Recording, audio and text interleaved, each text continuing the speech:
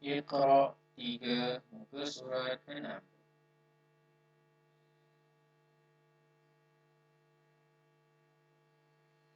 Bi apabila huruf hijaiyah berbaris bawah bertemu dengan huruf ya yang merupakan huruf mad, adalah dibaca dengan suara panjang. Bi, ji, ji,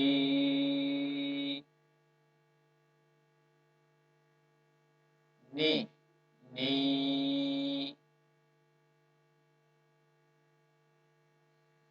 li, li, fi, fi,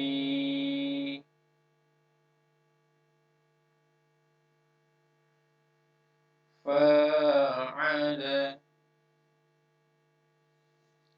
fi'ala,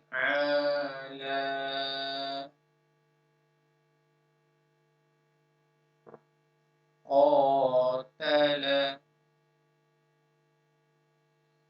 qitala,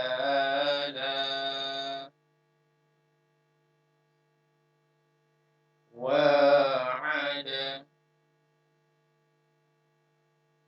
mi'ada,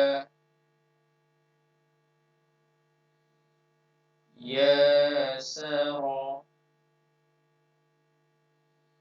yisara.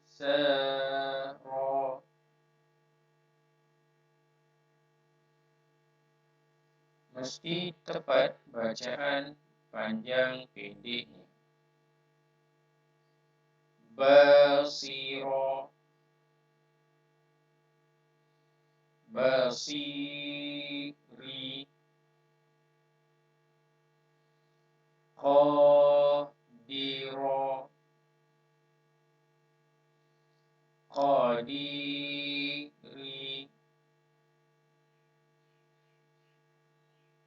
sami'a, sami'i,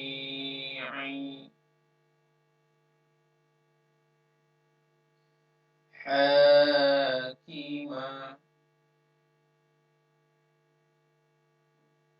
hakimi,